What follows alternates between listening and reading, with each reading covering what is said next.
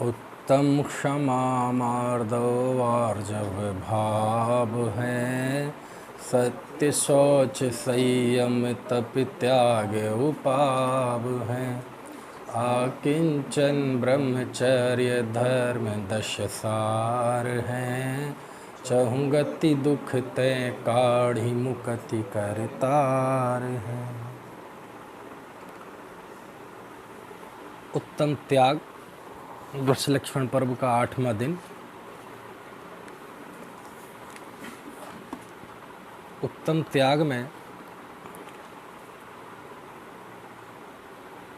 पर भावों का त्याग होता है। त्याग के लिए एक और शास्त्रीय शब्द है, वह है प्रत्याख्यान।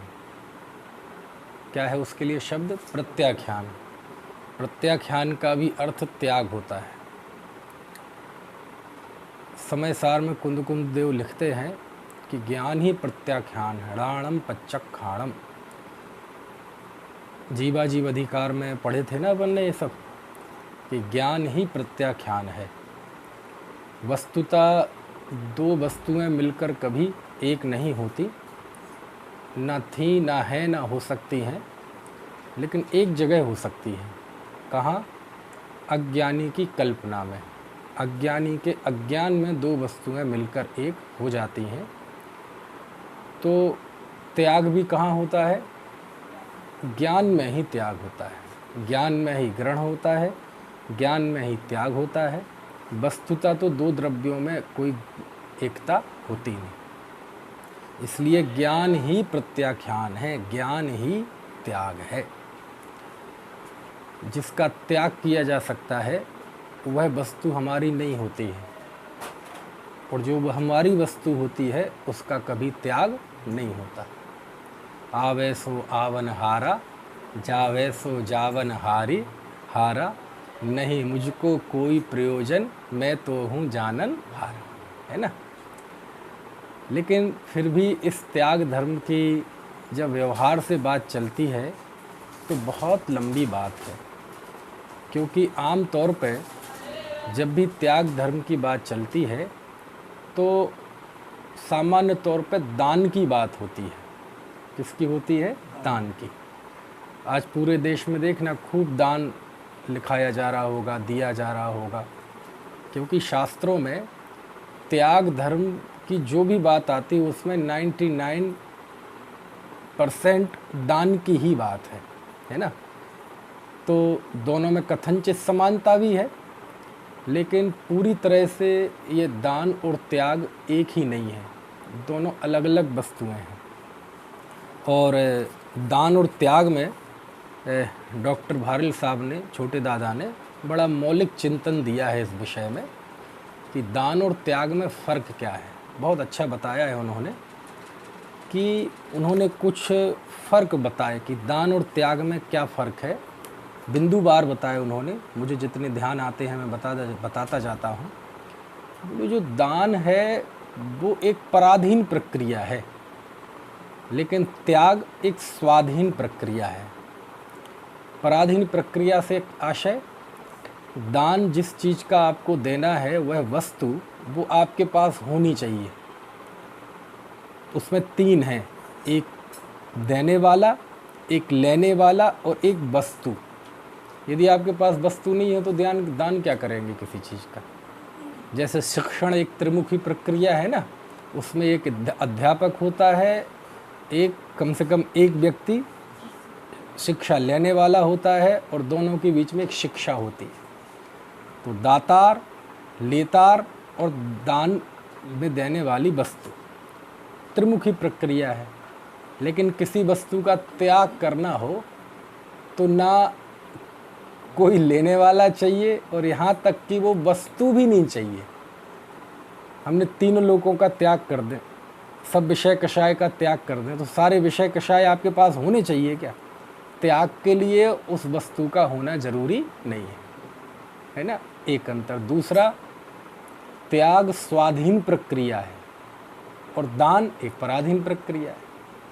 तीसरा, यही जो भी बताया था कि जो चीज़ देनी है वो होनी चाहिए, त्याग में उस चीज़ की होने की ज़रूरत नहीं है ना। त्याग धर्म है और दान पुण्य है। क्या कहा? त्याग धर्म है और दान पुण्य है। त्याग करने वाला त्यागी धर्मात्मा कहलाता है, वह बड़े होते हैं, और दान देने वाला दानी कहलाता है, पुण्यात्मा कहलाता है, वह छोटा होता है। क्योंकि त्याग करने वाले होते हैं मुनिराज मुख्य रूप से, वो बड़े होते हैं, और दान देने वाला गृहस्थ वह छोटा होता है। समझ? जो 4 प्रकार के दान कहे, आहार दान, औषधि दान, ज्ञान दान, अभय दान, यदि दान और त्याग एक ही है तो जहाँ जहाँ दान लिखा है वहाँ वहाँ त्याग शब्द रख लीजिए। यदि अर्थ बदल जाए तो समझ लेना दोनों अलग अलग हैं, यदि अर्थ ना बदले तो समझ लेना दोनों एक है। तो आहार दान, दान की जगह आप शब्द रख दें त्याग, है ना। तो आहार दान और आहार त्याग एक ही है कि अलग अलग है? आहार त्याग करने के लिए आहार चाहिए? कुछ नहीं चाहिए, बस त्याग कर दो। और आहार दान के लिए पराधीन चीज़ है। औषधि दान और औषधि त्याग, शब्द बदल दो, कितना फर्क पड़ जाता है। ज्ञान दान और ज्ञान त्याग, हो सकता है ज्ञान का त्याग और अभय दान और अभय त्याग। तो अभय त्याग मतलब क्या होता है? भयभीत हो जाओ। इसलिए दोनों में बहुत फ़र्क है। ये डॉक्टर साहब ने बताया है तो उन्हीं को मैंने अपने शब्दों में फटाफट बता दिया। कुल मिला के अर्थ ये है कि दान और त्याग में बहुत फ़र्क है ना। लेकिन फिर भी व्यवहारिक तौर पर दान और त्याग को लगभग समानार्थी माना गया है। शास्त्रों में 99% जगह जब त्याग की बात चलती है तो उसमें दान की ही बात मुख्य हो जाती है। और वह भी ख़ास तौर से जब ये दशलक्षण पर्व की बात आती है तो मैंने आपको पहले ही दिन बताया था कि ये दशलक्षण पर्व में गृहस्थों की मुख्यता है। किसकी मुख्यता है? गृहस्थों की मुख्यता है। क्योंकि मुनि के तो ये 10 धर्म 365 दिन ही हैं, उनके ये 10 धर्म किसी तिथि में नहीं होते, है ना। लेकिन गृहस्थ इन 10 धर्मों की विशेष आराधना करते हैं, तो इसमें गृहस्थों की मुख्यता है। और गृहस्थों के त्याग धर्म को मुख्य रूप से काय के रूप में देखा जाएगा? दान के रूप में देखा जाता है। क्योंकि दान में भी कोई ना कोई त्याग की भावना होती है। किसकी भावना होती है? त्याग की। कैसे? कि जिस वस्तु का आप दान देंगे तो उस वस्तु से आसक्ति कम हुई ना, हुई कि नहीं? आहार दान दिया, औषधि दान दिया, तो आपकी उसने से आसक्ति कम हुई ना। क्योंकि बिना राग छोड़े किसी वस्तु का दान नहीं दिया जा सकता। तो दान में भी कुछ ना कुछ त्याग का भाव रहता है, इसलिए दोनों में समानता भी है। देखो जरा अपन पूजन का अर्थ देखते हैं। दान 4 प्रकार 4 संघ को दीजिए, धन बिजुली उन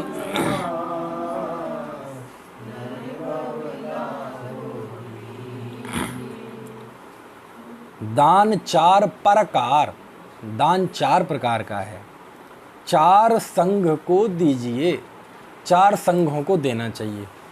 4 संघ कौन कौन से? हाँ, ऐसे कोई संघों के नाम नहीं है जैसे पुराने समय में नंदी संघ, देव संघ, सैन संघ, सेन संघ, ऐसे कोई संघों के नाम हो। इन 4 को ही देना चाहिए, बाकी किसी संघ को नहीं, है ना।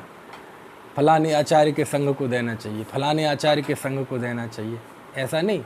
4 संघ मतलब मुनि, अर्जिका, श्रावक, श्राविका, है ना।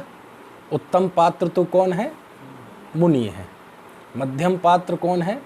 पंचम गुण स्थानवर्ती उत्कृष्ट श्रावक, अर्जिका, छुल्लक, छुल्लिका, है ना, श्रावक। और जघन्य पात्र कौन है?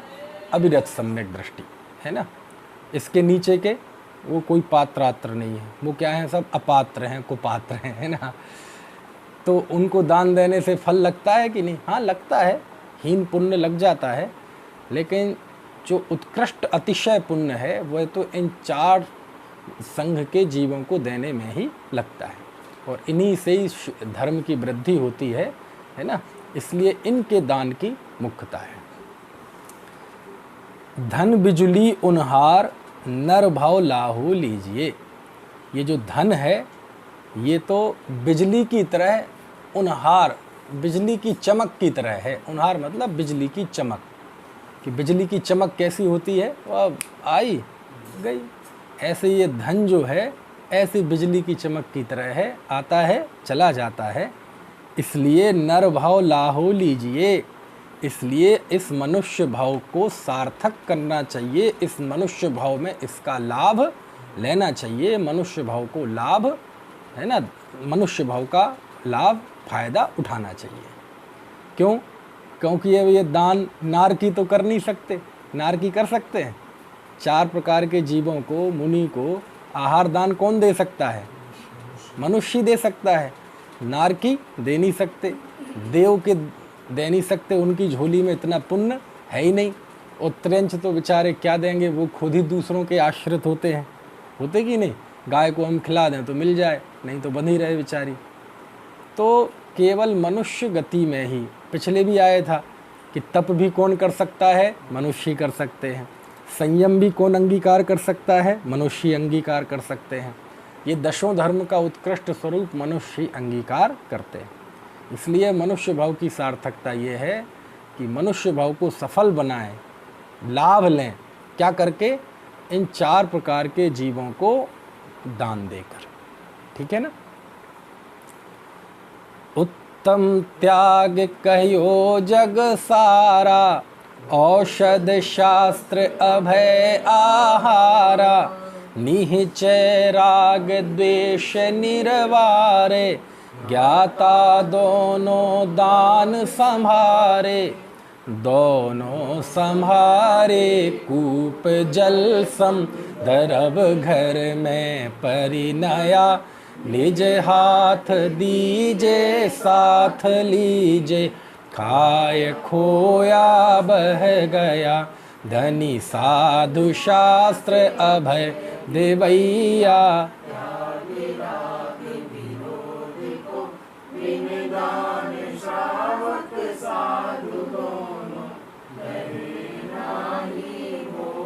वाह। उत्तम त्याग कहियो जग सारा, सारे जगत में उत्तम त्याग कहियो, कहते हैं, सारा जगत कहता है, यानी उसे मानता है, उसका महात्म्य स्वीकार करता है। औषध शास्त्र अभय आहारा, ये 4 प्रकार का दान है। अब देखो, उत्तम त्याग कहा जा रहा है, लेकिन बात किसकी की जा रही है? दान की। अब ये है ना। औषध, औषधि दान, शास्त्र दान, अभय दान और आहार दान, ये तो हो गया व्यवहार दान। और निश्चय से क्या है त्याग? निहिचय राग द्वेष निर्वारे, ये तो व्यवहार से त्याग हो गया। और निश्चय से अंदर के राग द्वेष का त्याग करना, ये निश्चय से त्याग है। तो इनमें से, दोनों में से कौन सा उपादेय है? ये व्यवहार त्याग मतलब आहार दान, औषधि दान, ज्ञान दान, अभय दान, की राग द्वेष का त्याग। तो कहते ज्ञाता दोनों दान संहारे, ज्ञाता तो दोनों ही तरह के दानों को, है ना, इस संपूर्ण त्याग धर्म की संभाल करता है। संभाल करता है मतलब ये दान तो देता ही है, लेकिन इस ये देने में जो त्याग वृत्ति है, इसको वह वृद्धिंगत करता है, इसकी संभाल करता है, इसको पुष्ट करता है। ठीक है। अब ये 4 प्रकार के दान, मतलब थोड़ा इसका स्वरूप समझें अपन, है ना। 4 प्रकार के दान में, इसमें तो क्रम बदल दिया है छंदानुरोध से। सबसे पहला आता है आहार दान, औषधि दान दूसरा, है ना, और ज्ञान दान और अभय दान। ज्ञान दान का ही दूसरा नाम शास्त्र दान है, अभय दान का ही दूसरा नाम वसति का दान है। क्या है इनका स्वरूप? देखो, सबसे ज़्यादा जो बात चलती है वो आती है आहार दान की। किसकी? आहार दान की। ऐसा क्यों है? क्योंकि आहार दान एक रोजीना का बनने वाला प्रसंग है, आहार दान। और गृहस्थ के तो आहार दान में, और आप देखेंगे कि मतलब कितना बड़ा सुअवसर होता है। अब देखो, शास्त्र दान तो कोई मुनिराज को दे नहीं सकता रोज़ रोज़, प्रसंग नहीं बनना। आप क्या चाहते हैं, औषधि भी आपको रोज़ रोज़ देना पड़े? हम तो कभी नहीं चाहेंगे कि औषधि दान देना पड़े। क्यों? अरे हम तो चाहते कि नहीं मुनिराज को कोई व्याधि हो ही ना, लेकिन हो जाए तो हम देते हैं। तो ये तो कभी कभार का मामला है। बसती का दान ये भी कभी कभार का मामला है, लेकिन आहार दान जो है ये रोज़ होता है ना। कभी उपवास हो मुनिराज का, किन्हीं मुनिराज का या आसपास हो ही ना, तो वो अलग बात है। लेकिन आहार दान एक रूटीन का प्रसंग है। क्यों? क्योंकि गृहस्थ भी आहार करता है और मुनि भी आहार करते हैं, है ना। और इस आहार से तप की वृद्धि होती है। काय की वृद्धि होती है? तप की वृद्धि होती है। मुनिराज आहार लेते भी हैं तो भी तप की वृद्धि के लिए, और आहार को छोड़ते हैं तो भी तप की वृद्धि के लिए। गृहस्थ अज्ञानी जीव तो आहार को करता भी है तो भी शरीर के पोषण के लिए, और आहार का त्याग भी करता है तो काय के लिए? शरीर के पोषण के लिए। समझ में आया ना? ये दोनों में फ़र्क है। जीने के लिए खाना और खाने के लिए जीना, कितना फ़र्क है। अज्ञानी खाने के लिए जीता है और ज्ञानी मुनिराज जीने के लिए खाते हैं। जीवन चलता रहे, और खाली जीवन चलता रहे नहीं, तपश्चरण में बढ़ता रहे। उन्हें लगे कि आहार लेना जरूरी है तपश्चरण के लिए तो लेंगे, उन्हें लगे नहीं छोड़ना जरूरी है तो छोड़ देंगे। बात समझ में आ रही कि नहीं? एक मुनिराज थे, वो कई महीनों तक उन्होंने उपवास किया, है ना। और उपवास करने के बाद वो एक दिन आहार लेने के लिए निकले, और एक ग्रास आहार लिया और बस एक ग्रास आहार लेके चले गए, और फिर 6 महीने का उपवास किया। समझ में आया ना? है तो जब एक ग्रास लेना ही था, एक ही ग्रास लेना था, तो वो भी ना लेते। इतना लंबा बीच में गैप नहीं आता, रिकॉर्ड बन जाता। अज्ञानी को तो रिकॉर्ड की पड़ती है ना। ऐसा नहीं है, वो तो ये देखने गए थे कि हमारी इच्छाओं का निरोध हुआ कि नहीं, और उन्हें एक ग्रास लिया, उन्हें कोई दिक्कत नहीं आई तो फिर से छोड़ दिया, है ना। तो ये आहार तपश्चरण में काम में आता है, इसलिए गृहस्थ बड़ी भक्ति पूर्वक मुनिराज को आहार देता है। ये आहार का प्रसंग ऐसा है, आहार दान को ही मुख्य रूप से वैयावृत्ति भी कहते हैं, और इतना महात्म शास्त्रों में इस आहार चर्या का है कि जिस घर में मुनिराज के आहार नहीं होते वह तो शमशान घाट है ना। जिसको मुनि के आहार का भाव नहीं आता वह तो मिथ्या दृष्टि है, अज्ञानी है। ऐसा बहुत महिमा शास्त्रों में इसकी गाई है। देखो, मुनिराज का आहार लेना और हमारा आहार देना, ये एक ऐसा प्रसंग है कि उससे गृहस्थ का एक व्रत पलता है, और उस व्रत का नाम है वैयावृत्ति व्रत। इसी का दूसरा नाम है अतिथि संविभाग व्रत। क्या नाम है? अतिथि संविभाग व्रत। समझ में आया? लेकिन एक चीज़ ध्यान देने लायक है, ये चारों ही दान गृहस्थ मुनिराज को देने के लिए कभी इसका निर्माण नहीं करता। मुनिराज के उद्देश्य से कभी आहार नहीं बनाएगा। मुनिराज के उद्देश्य से कभी औषधि का तो असाधारण परिस्थिति में हो भी सकता है, लेकिन मुनिराज को देने के लिए कोई बसती का बनाए, कोई घर बनाए, कोई मकान बनाए, ऐसा नहीं होता है ना। जब गृहस्थ स्वयं अपने लिए आहार बनाता है, क्योंकि जो मुनिराज 32 संतराय और 46 दोष टाल के आहार लेते हैं, तो उसमें पहले ही दोष है, उसका नाम है उद्दिष्ट। पहले ही दोष है 46 प्रकार के दोषों में। कौन सा? औद्दिष्ट। मतलब यदि उनके उद्देश्य से बनाया गया भोजन है और वो उसे लेते हैं तो उन्हें दोष लगता है। अब एक आध दिन ऐसा हो जाए तो दोष का प्रायश्चित कर लें, है ना। दोष का तो प्रायश्चित हो सकता है ना, लेकिन रोज रोज हो तो फिर वो दोष नहीं होगा, फिर वो क्या हो जाएगा? व्रत है ना। तो उद्दिष्ट भोजन का त्याग होता है मुनिराज के। और ये मुनिराज के ही नहीं, जो प्रतिमाधारी हैं, अंतिम प्रतिमा का नाम क्या है? उद्दिष्ट भोजन का त्याग। यानी उत्कृष्ट जो श्रावक होते हैं, अर्जिका, ऐलक, क्षुल्लक, है ना, उनके ही उद्दिष्ट आहार का त्याग हो जाता है। यानी वो ऐसे भोजन को ग्रहण नहीं करते कि जो उनके उद्देश्य से बनाया गया हो। समझ में आ रही बात? क्यों नहीं करते? इसलिए क्योंकि उन्होंने आरंभ का त्याग कर दिया है। आरंभ का त्याग कर दिया है मतलब 4 प्रकार की हिंसा होती है ना, आरंभी हिंसा, उद्योगी हिंसा, संकल्पी हिंसा और विरोधी हिंसा। तो उन्होंने चारों ही प्रकार की हिंसा का त्याग कर दिया है, संकल्पी हिंसा का भी, उद्योगी हिंसा का भी, विरोधी हिंसा का भी और आरंभी हिंसा का भी। तो घर गृहस्थी के कार्यों में जो हिंसा होती है, खाना बनाने में आदि में, ये कहलाती है आरंभी हिंसा। और आरंभी हिंसा का उन्होंने त्याग कर दिया है, गृहस्थ के त्याग नहीं है। तो गृहस्थ जब अपने लिए आहार बनाता है तो वो अपने निमित्त से हिंसा कर रहा है। हमारे निमित्त यदि हम मुनिराज उद्दिष्ट आहार लेने लगें तो ये भोजन किसके निमित्त से बनेगा? मुनिराज के निमित्त से बनेगा।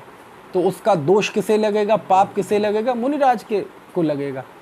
इसलिए वो अपने लिए बनाए हुए, अपने उद्देश्य से बनाए हुए भोजन का त्याग करते हैं। मुनि ही नहीं, ऐलक भी, छुल्लक भी, छुल्लिका भी, ये तो श्रावक कहलाते हैं, उत्तम श्रावक है। तो जब उत्तम श्रावक ने इनका त्याग कर दिया तो मुनिराज तो और ऊपर हैं, और ज़्यादा तपस्वी, संयमी, विवेकी हैं। इसलिए उनके औद्देशिक भोजन का त्याग होता है, उद्दिष्ट आहार का त्याग होता है। इसके पीछे कारण क्या है? इसके पीछे कारण है आरंभी हिंसा, है ना। और दूसरा, अपने उद्देश्य से बनाया हुआ भोजन लेंगे और फिर उनका अंतराय हो गया तो, विधि नहीं मिली तो क्या होगा उस भोजन का? बोले नहीं, हम उसकी तो हम जुगाड़ कर लेंगे। लेकिन हिंसा तो कर ही ली ना आपने, हिंसा तो कर ही ली ना हमारे निमित्त से। तो इस तरह का भोजन करने से उनके भी व्रत में दोष नहीं लगता। और ऐसा यदि आहार गृहस्थ देता है तो गृहस्थ का भी एक व्रत है जिसका नाम क्या है? अतिथि संविभाग व्रत। क्या है इसका अर्थ? अतिथि को संविभाग, सम्यक प्रकार से विभाग करके आहार देना। बना के नहीं, पका के नहीं, अपने लिए जो बनाया है उसमें से विभाग करके देना। यानी अपना हिस्सा मुनिराज को, तभी तो वो त्याग कहलाएगा। आपके पास करोड़ों की संपत्ति है, मुनिराज को दान दे दिया, तो वो काय का त्याग, वो काय का व्यवहार से त्याग धर्म? त्याग तो वो कब कहलाया? आपने अपने लिए भोजन बनाया था और अपने में से विभाग करके मुनिराज को, अपने में से हिस्सा मुनिराज को आहार दान दिया, तो इसका नाम है अतिथि संविभाग व्रत। इसमें त्याग की भावना है। कुछ बात समझ में आ रही कि नहीं? तो जब ऐसा होता है तो मुनिराज का उद्दिष्ट आहार के त्याग का नियम भी पलता है, उनको भी दोष नहीं लगता, और गृहस्थ का भी यह व्रत निर्दोष रूप से पलता है। अब गड़बड़ झाला हो जाए तो दोनों ही के व्रत को दोष लगे। ये मुनिराज के उद्देश्य से बनाए तो इसका भी अतिथि संविभाग व्रत नहीं रहा, क्योंकि विभाग कहाँ किया? आपने तो बनाया और उनने ले लिया, तो उनका भी हिंसा का दोष लगेगा, आरंभी हिंसा का। कुछ बात समझ में आ रही? तो कितना साइंटिफिक है ये।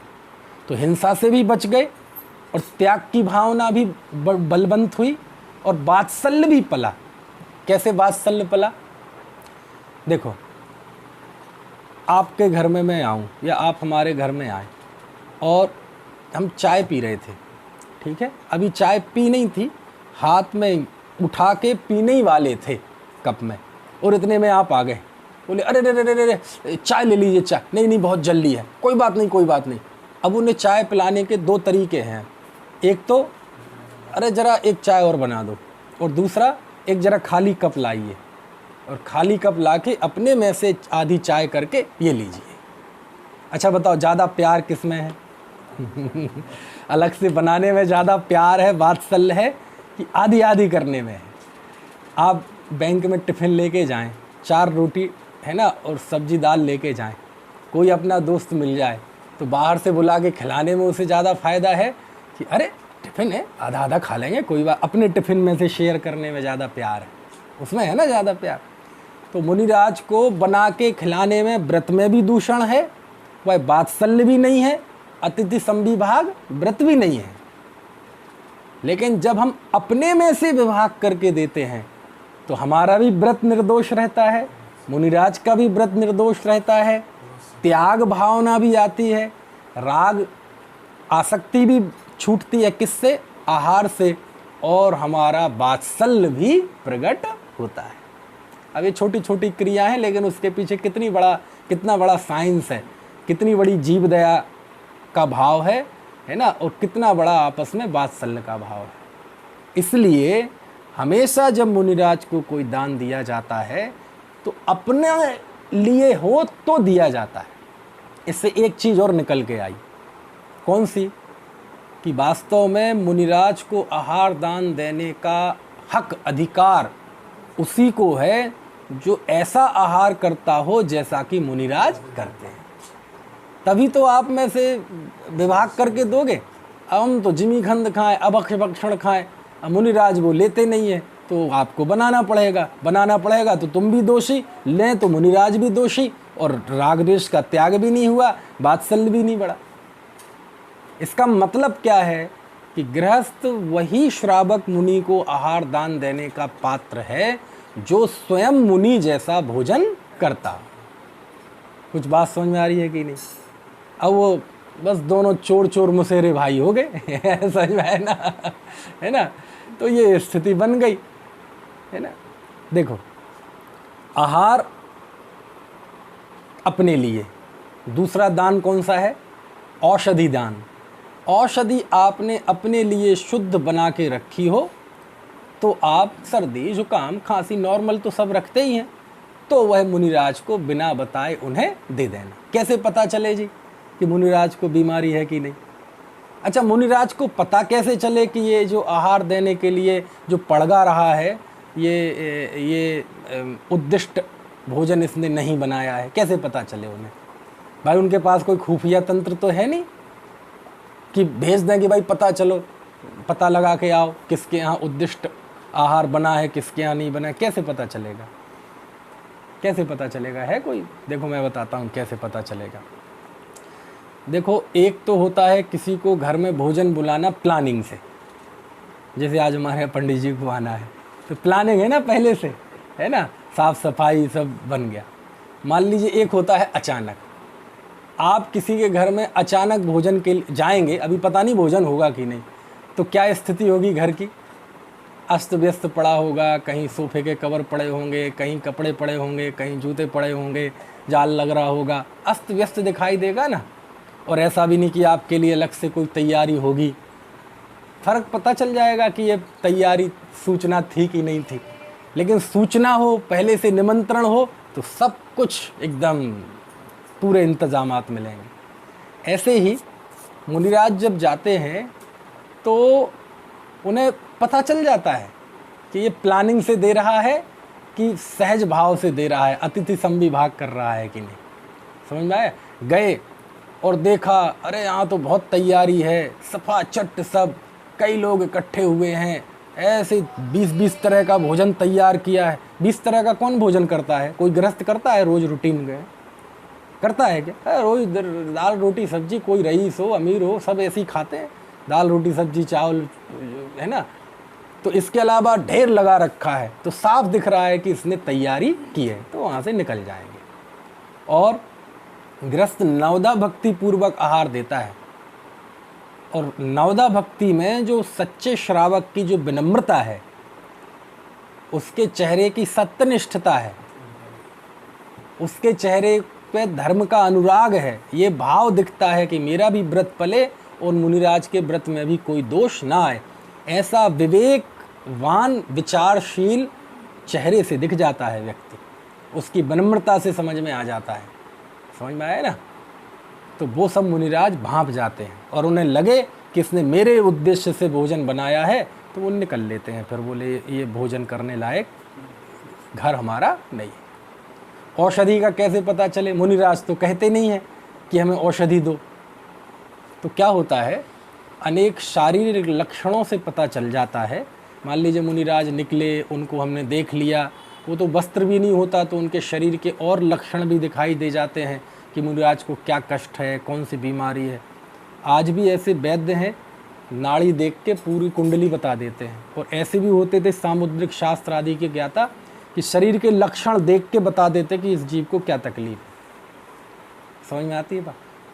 तो वह गृहस्थ अपने लिए औषधि बनाई हो तो शुद्ध औषधि मुनिराज को दे देता है। समाधि वगैरह का प्रसंग हो तो बताया था ना कल कि ऐसी असाधारण परिस्थिति में एक संघ के दूसरे मुनि भी गृहस्थ को बता देते हैं, इशारा कर देते हैं कि इन्हें ये तकलीफ है, आहार में दे दे। वो असाधारण परिस्थिति है, लेकिन ये साधारण परिस्थिति की बात मैं कर रहा हूँ। ठीक है। तीसरा दान कौन सा है? इसके दो नाम है, शास्त्र दान और ज्ञान दान।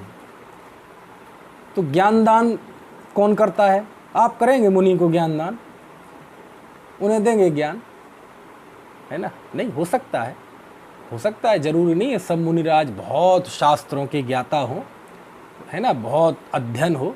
वो अपने ज्ञानार्जन के लिए किसी गृहस्थ से भी पढ़ सकते हैं, उसकी कोई मनाही नहीं है। लेकिन यहाँ शास्त्र ज्ञान दान से मतलब क्या है? शास्त्र दान। शास्त्र दान यानी आपने कोई शास्त्र छपवाया। पहले के ज़माने में शास्त्र दान बहुत बड़ा दान माना जाता था, अब तो कुछ नहीं है। सब हजारों लाखों की तादाद में है मार्केट में पुस्तकें, ग्रंथ, और ख़रीद के मुनि को दे दो, लाइन लगी देने वालों की। लेकिन पहले शास्त्र बहुत बड़ा काम था, क्योंकि हाथ से लिखे जाते थे, पत्रों पे लिखे जाते थे, फिर उसे गूँथा जाता था।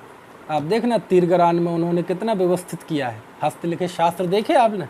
अभी जो नया वो बना है ना, वो जीर्णोद्धार करके नया किया है, तो उसके पीछे तरफ एक कमरे में सारे हस्तलिखित ऐसी कई अलमारी भरी हुई हैं, हस्तलिखित शास्त्र उसमें हैं। अभी जाके मैंने देखे, पंडित जयचंद जी छावड़ा द्वारा रचित ज्ञानार्णव ग्रंथ की भाषा वचनिका देखी अभी मैंने, शायद वो अभी तक छपी भी नहीं है।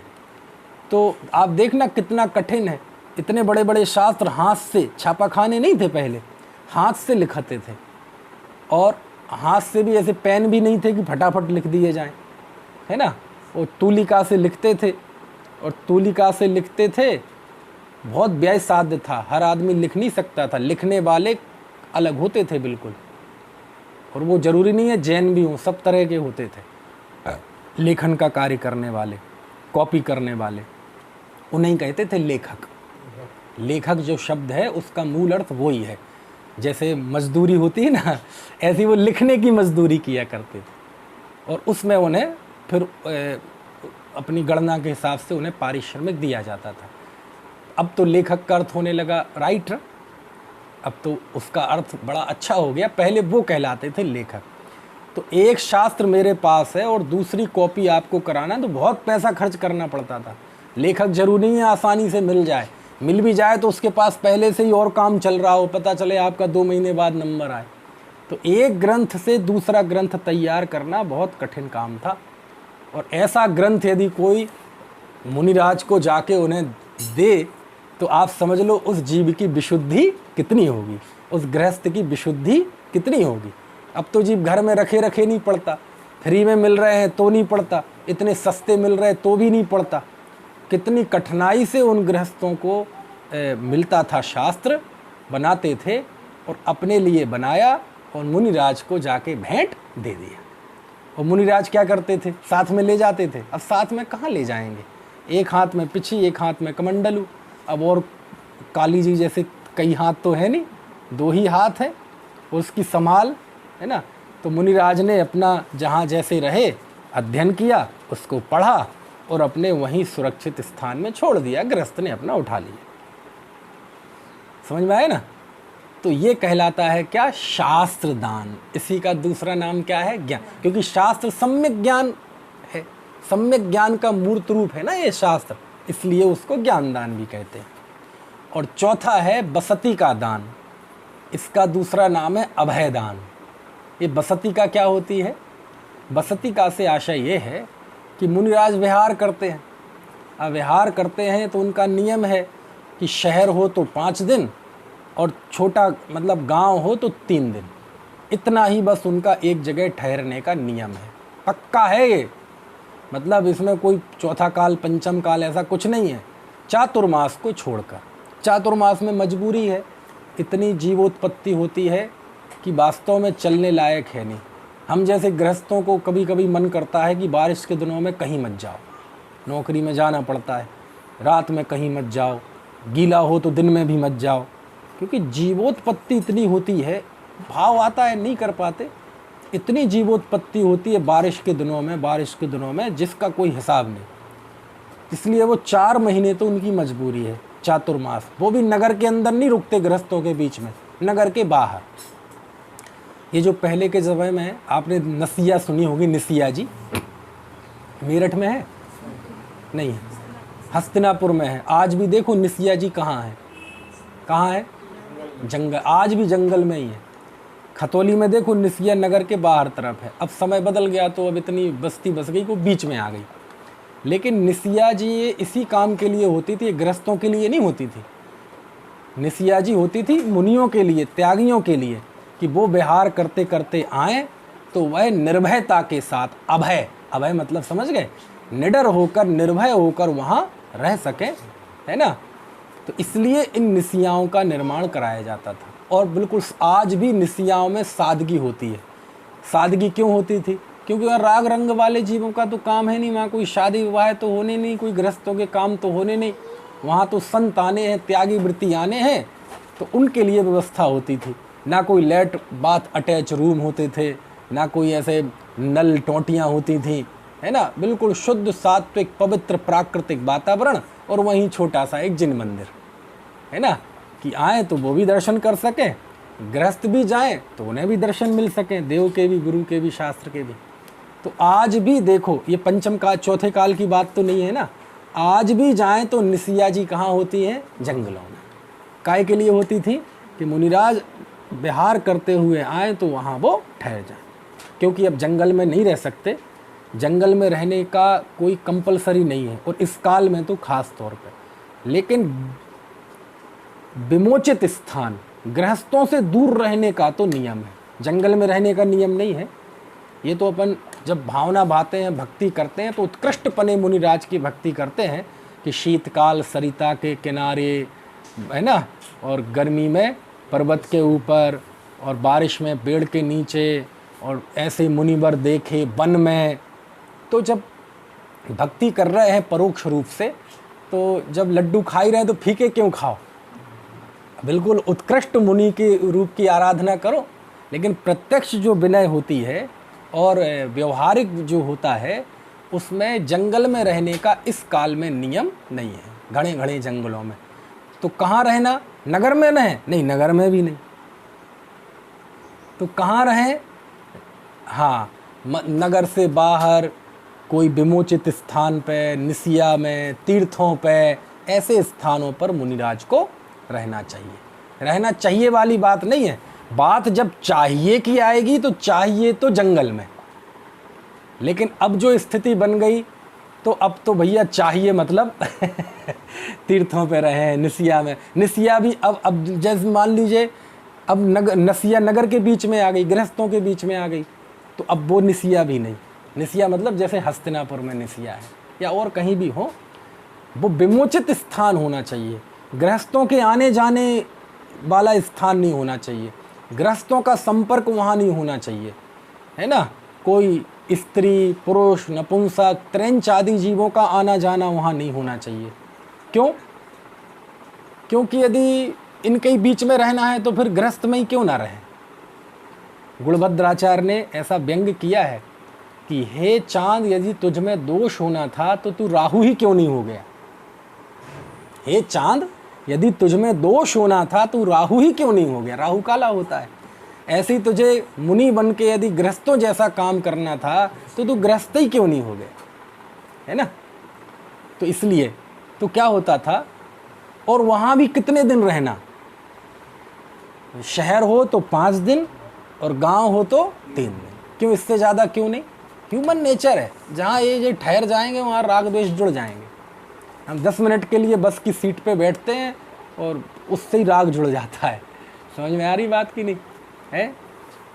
तो कहने का आशय ये है कि मुनिराज को किसी स्थान विशेष से राग नहीं होता।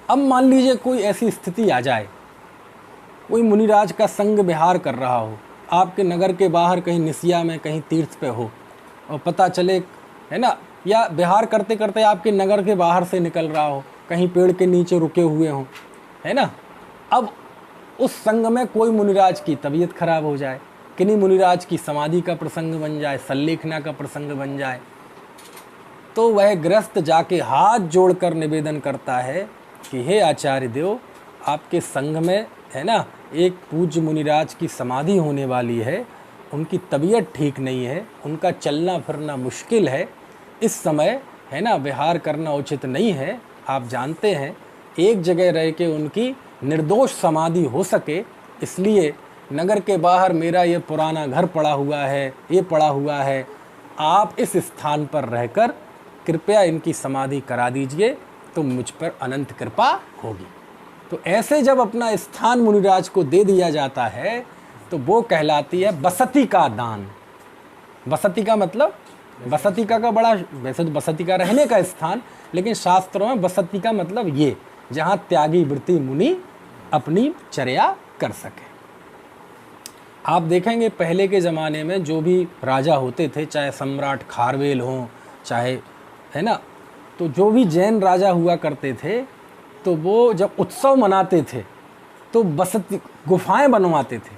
आप यहाँ जाएंगे ना उड़ीसा में उदयगिरी की गुफाओं में, तो वो गुफाएं बनवाई थी, राजाओं ने बनवाई थी, चंद्रगिरी की गुफाएं बनवाई थी, पहाड़ों पे गुफाएं बनवाते थे।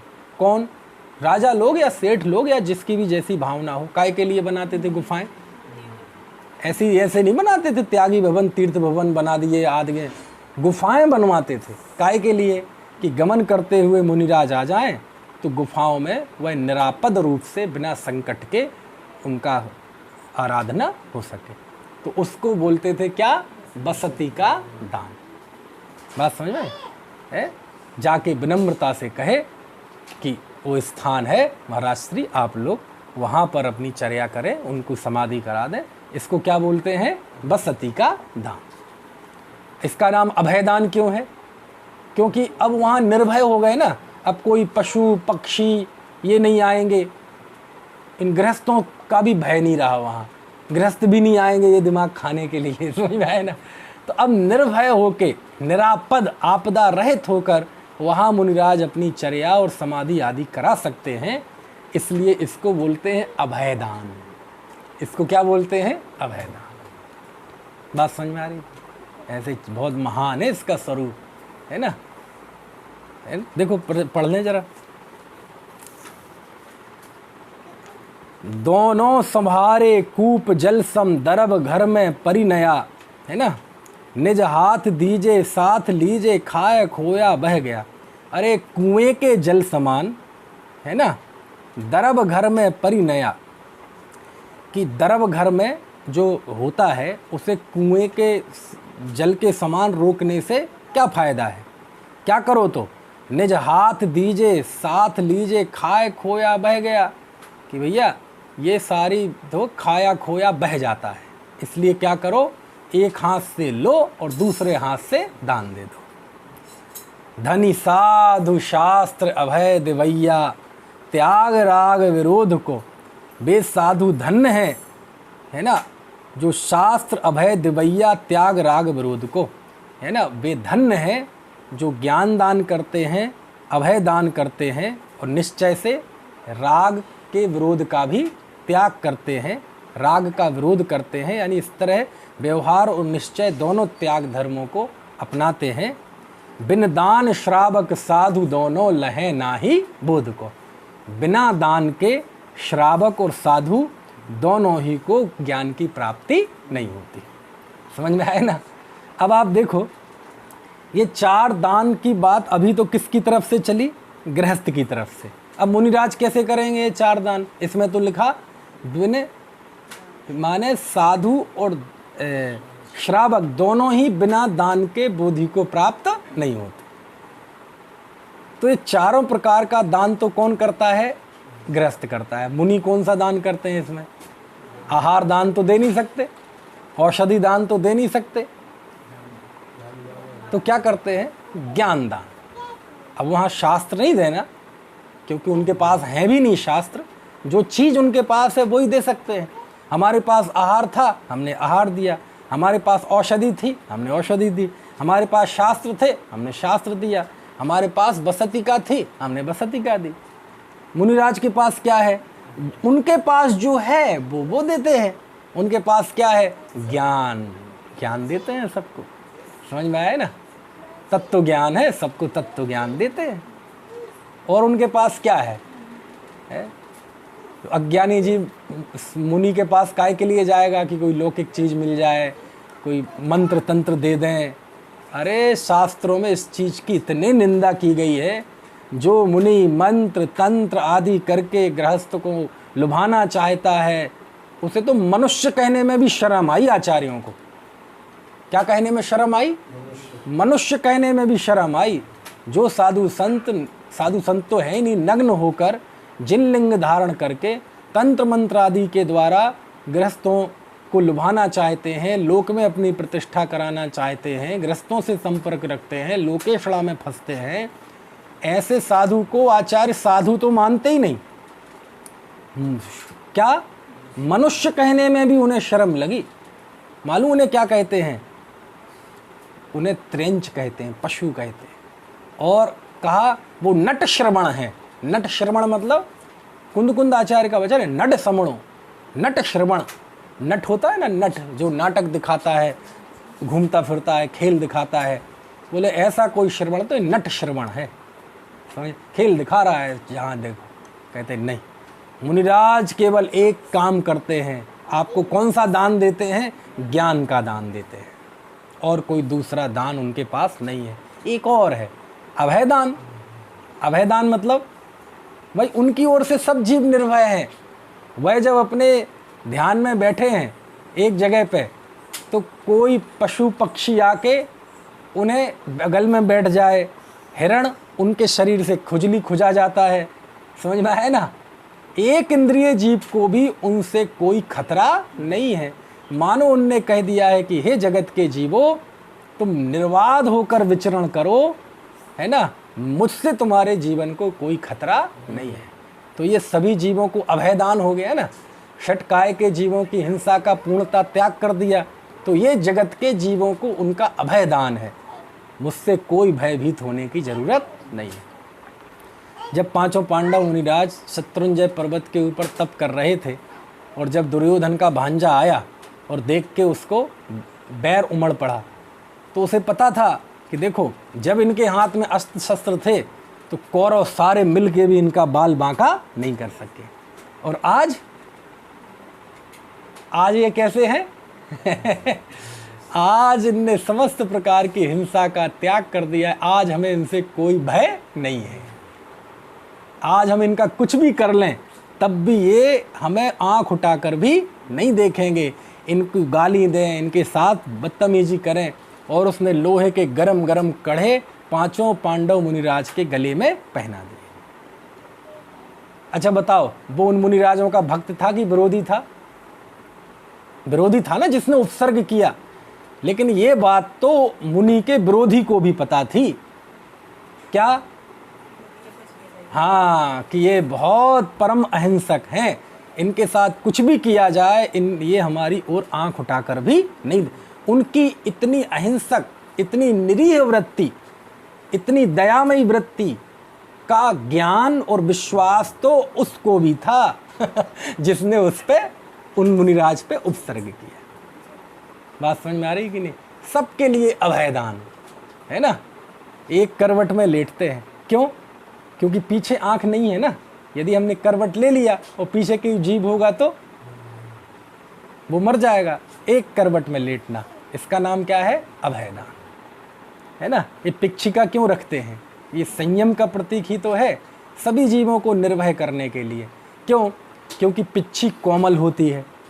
कोमल के साथ साथ उसमें धूल मिट्टी नहीं लगती, धूल मिट्टी के साथ साथ उसमें पसीना नहीं लगता, पसीना नहीं लगने के साथ साथ वह पंख कार्तिक के महीने में मोर अपने आप छोड़ता है, और वजन में हल्की होती है।